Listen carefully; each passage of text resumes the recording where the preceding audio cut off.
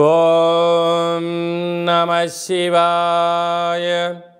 ఓం నమో నారాయణాయ.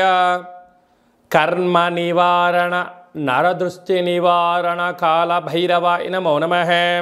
ఓం కాళకాలాయ విద్మహే కాళాతీతాయ ధీమహి తన్నో శ్రీ కర్మ నివారణ కాల భైరవాయ నమో నమః. ఓం ఆంజనేయాయ విద్మహే వాయుపుత్రాయ ధీమహి తన్నో హనుమత్ ప్రచోదయాతు. హరి ఓం.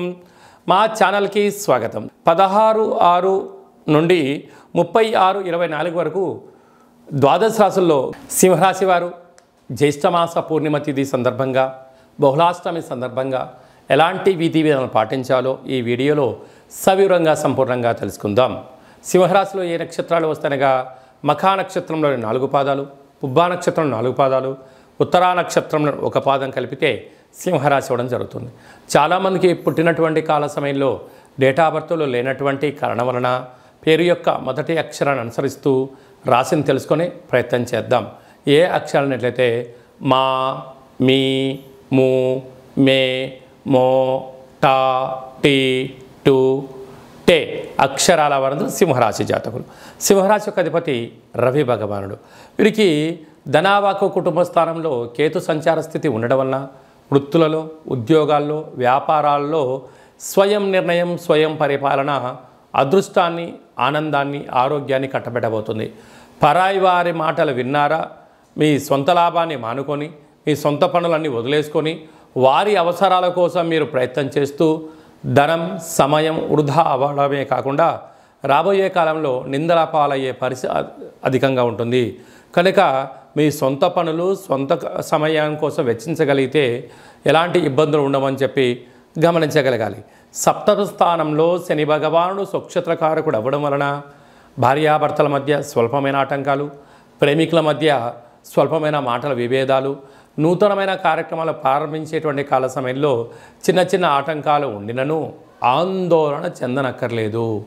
మౌనం, ధ్యానం, ఏకాగ్రత, ఏకాంతంగా ఉంటూ 1కి 10 సార్లు ఆలోచించగలిగినట్లయితే జీవితం సువర్ణమయానికి స్వాగతం పలకడానికి అనేక రకాల అవకాశాలు ఉంటాయి.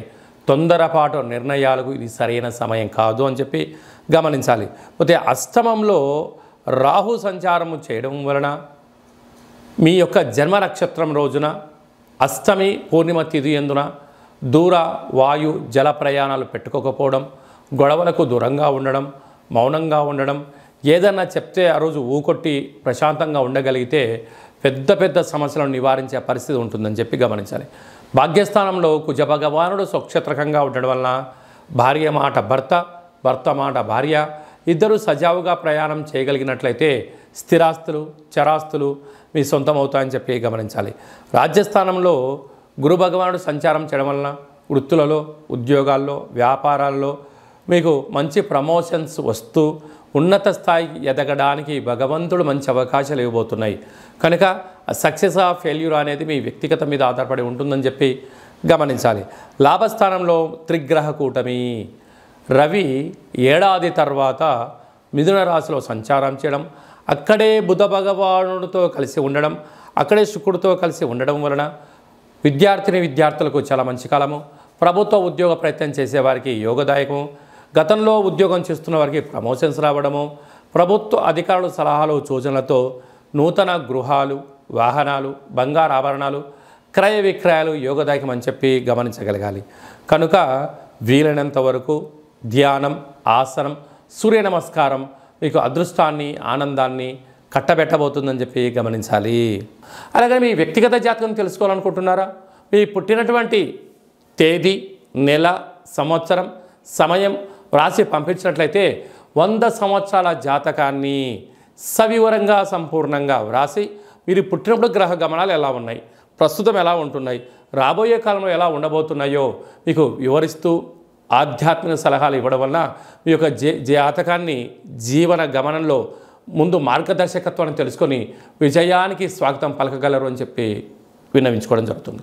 అలాగే చాలామందికి పుట్టినటువంటి కాల సమయంలో డేటా బర్త్లు లేనటువంటి కారణం వలన పేరు యొక్క మొదటి అక్షరాన్ని అనుసరిస్తూ రాశిని తెలియచేస్తూ ఇప్పుడు కాలమానం అనుకూలం ప్రకారంగా కాళభైరవ ఉపాసన చేత రమణ శాస్త్రం ద్వారా గవళ ద్వారా భూత భవిష్యత్ వర్తమానాన్ని తెలియజేయడం జరుగుతుంది.